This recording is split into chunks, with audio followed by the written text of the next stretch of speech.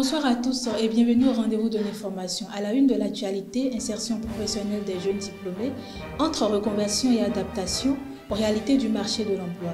Massim Zanou, designer, partage son expérience et les défis rencontrés après l'université.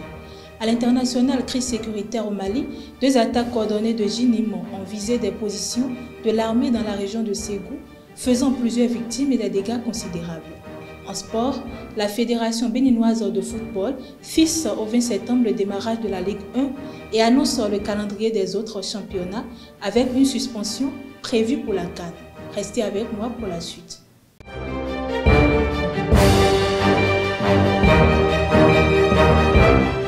Rebonsoir, chers internautes. De plus en plus, les jeunes diplômés se retrouvent souvent face à des défis imprévus dans le choix de leur carrière professionnelle. Sur le marché de l'emploi, ils sont confrontés aux problèmes de reconversion de leur choix de base à l'université et l'adaptation aux offres disponibles. Massim Zanou, designer, nous partage son parcours inspirant et les réalités qu'il a dû affronter après l'université au micro de Mouidine Lawani et Elvi Kongbeto. Aujourd'hui, nous sommes dans un écosystème où les entreprises, pour la plupart, recherchent des gens qui ont certaines compétences. Et nous sommes conscients que dans nos formations, généralement, on nous enseigne des notions. Et pour la plupart, on bûche et on vient déverser. Mais on ne nous apprend pas à avoir des compétences techniques, à avoir des compétences pratiques que nous ne pouvons pas la suite mettre sur le marché ou mettre en pratique dans des entreprises pour que l'entreprise en question puisse avoir une rentabilité derrière. J'ai fait l'informatique de gestion à la base et j'ai également fait le droit privé. Pour la formation que j'ai suivie et de ce que j'avais comme écho, je voyais clairement qu'il y avait quand même un déphasage entre ce que je devais faire. C'est-à-dire que j'étais censé être analyste programmeur à la fin de ma formation et ce que j'avais appris sur les bancs. Puisque déjà, informatique de gestion, c'était plus accentué sur les notions de comptabilité et de gestion, alors que je devais devenir analyste programmeur. Et donc à la fin de mon cursus, déjà vers les fins, quand j'étais dans la rédaction de mon mémoire, je réfléchissais déjà à comment procéder, comment j'allais faire pour m'insérer professionnellement. C'est dans cette dynamique-là, moi je dirais, j'ai eu la chance de côtoyer un ami qui en son temps s'essayait au design. Et donc il est venu rester avec moi pendant un bout de temps. Et ayant vu ce qu'il faisait, je me suis dit pourquoi ne pas également essayer. Et c'est de là je me suis lancé dedans. J'ai commencé par le faire moi-même, pas m'appliquer. Et au bout d'environ 1 an, par la suite, en essayant toujours, cet ami travaillant dans une boîte a vu passer une offre de recrutement et qui m'a balancé.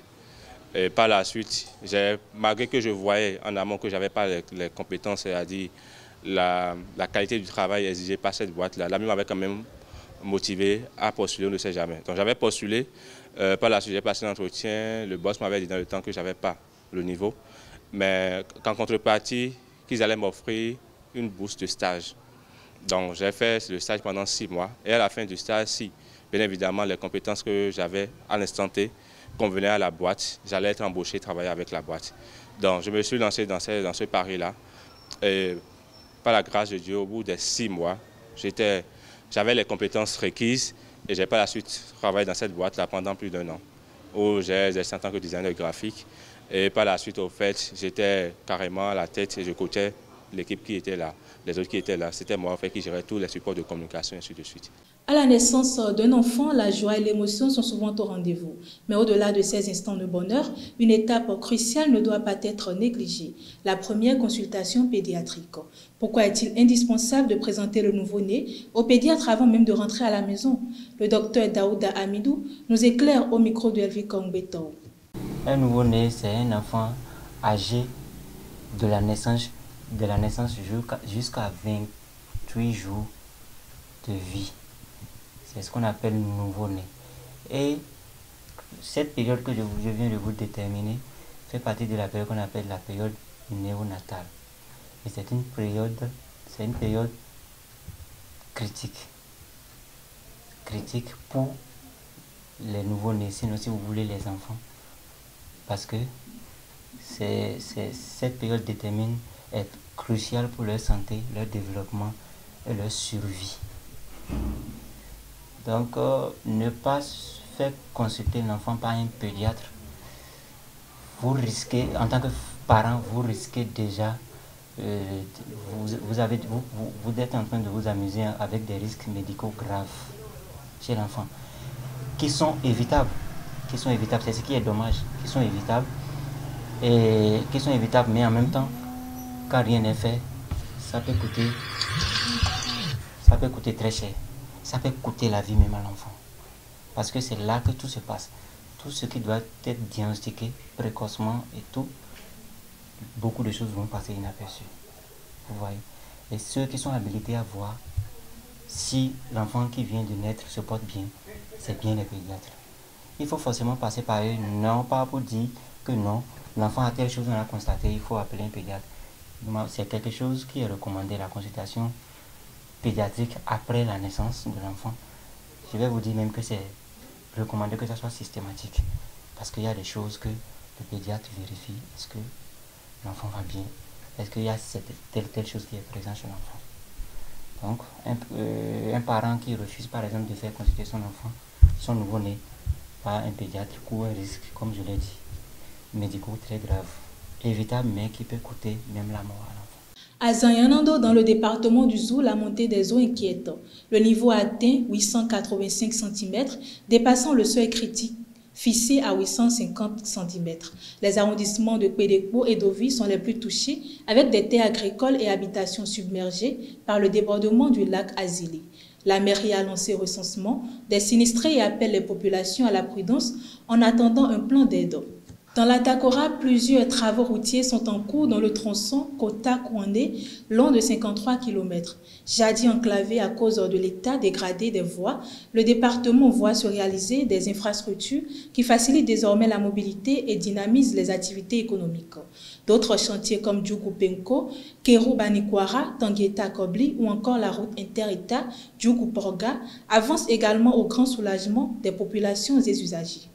Hors de nos frontières, 2 attaques coordonnées ont visé mardi 19 août les positions de l'armée malienne à Farabougou et Biriki Wéré dans la région de Ségou. L'assaut revendiqué par le groupe de soutien à l'islam et aux musulmans, Jinin, lié à Al-Qaïda, a provoqué d'importants dégâts. Plusieurs militaires et civils auraient été tués, selon les sources locales, bien qu'aucun bilan officiel n'ait encore été communiqué. À Farabougou, le camp militaire a brièvement cédé, le village a été partiellement incendié et plusieurs habitants enlevés. L'armée a confirmé les attaques sans donner plus de détails. La Russie a averti mercredi 20 août que toute discussion occidentale sur des garanties de sécurité pour l'Ukraine qui ignorerait ses intérêts ne mènerait nulle part. Le ministre russe des Affaires étrangères, Sergueï Lavrov, a jugé utopique d'aborder la sécurité collective sans Moscou alors que l'OTAN réunissait ses chefs d'état-major sur ce dossier. Cette mise en garde intervient dans un contexte où Washington et ses alliés évoquent différentes options de protection pour Kiev, tandis que Moscou poursuit ses avancées militaires dans l'Est et le centre-Est de l'Ukraine. En sport, la Fédération béninoise de football, réunie en assemblée générale ordinaire à Misrété, a fixé au 20 septembre 2025 le démarrage de la Ligue 1. La Ligue 2 suivra le 27 septembre, tandis que la Ligue 3, championnat amateur, débutera le 6 décembre. En raison de la CAN prévue du 21 décembre au 18 janvier, les championnats de première et deuxième division seront suspendus dès le 15 décembre. La Coupe du Bénin, elle, s'ouvrira le 24 mars 2026. Côté football féminin, la D1 fera son retour autant pour moi le 22 novembre, suivi une semaine plus tard par la D2. Et pour boucler cette édition, le stade Charles de Gaulle de Porto Novo vibre depuis le 19 août au rythme des phases finales nationales de basketball des catégories U16, U18, U20 et des seniors dames en D2. Au total, 21 équipes venues des 12 départements s'affrontent pour les titres nationaux. La première journée a offert des matchs spectaculaires, notamment la large victoire d'Albatros sur Young Star 67-28 en U16. Le président de la Fédération béninoise de basketball, Dr Ismail Onifade, a salué la ferveur des jeunes basketteurs et affirmé que cette compétition illustre le bel avenir de la discipline au Bénin. Les rencontres se poursuivent jusqu'au 23 août. Mesdames et messieurs, merci de m'avoir suivi. C'est tout pour ce 13h. Bon appétit chez vous et à très bientôt.